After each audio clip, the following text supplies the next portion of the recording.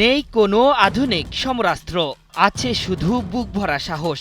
ফিলিস্তিনকে মুক্ত করার অটুট সংকল্প নিয়ে আল কাসাম ব্রিগেড লড়ে যাচ্ছে দখলদার ইসরায়েলি সেনাদের বিরুদ্ধে।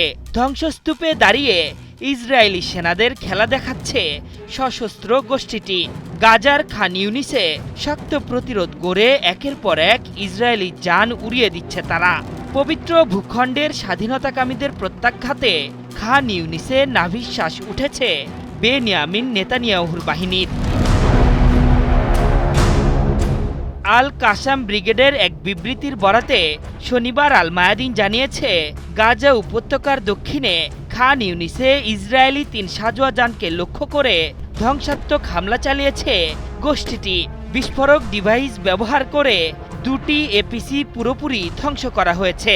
সেই সাথে সাঁজোয়া যানের মধ্যে অবস্থান করা সেনা সদস্যরাও নিহত হয়েছে। এসব এপিসিকে ধ্বংস করতে ইয়াসিন ১০৫ শেল ব্যবহার করে আল কাসাম ব্রিগেড। জেনেক্সে শিফট করো, লাইফকে লিফট করো। ধ্বংস হওয়া সামরিক বুলডোজারগুলোর আগুন নেভাতে মাটি চাপা দেয় ইসরায়েলি সেনারা, আর হেলিকপ্টার ব্যবহার করে হতাহত সেনাদের সরিয়ে নেয় দখলদার বাহিনী।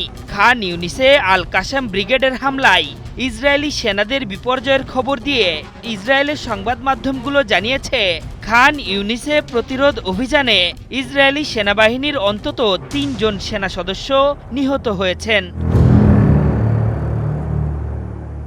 এর আগে খান ইউনিসের উত্তরে পশ্চিম আল সাতার এলাকায় একটি ইসরায়েলি সাঁজোয়া যানকে লক্ষ্য করে ইয়াসিন ১০৫ আরপিজি ছোড়ে প্রতিরোধ যোদ্ধারা।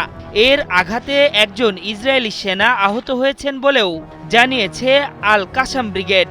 যদিও খান ইউনিসে সেনাদের পরাস্ত হওয়ার খবর নিয়ে কোনো তথ্যই দেয়নি বেনিয়ামিন নেতানিয়াহুর প্রশাসন। এদিকে খান ইউনিসে ধীরে ধীরে দুর্বল হয়ে পড়ছে ইসরায়েলি সেনারা। আধুনিক সব সমরাস্ত্র নিয়েও প্রতিরোধ যোদ্ধাদের বিরুদ্ধে সফল হতে পারছে না তারা।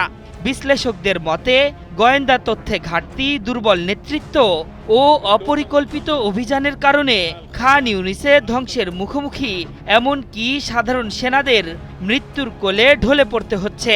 এ নিয়ে ইসরায়েলের ঊর্ধ্বতন সেনাদের বিরুদ্ধে ক্ষোভ ঢেলেছিল সাধারণ সদস্যরা।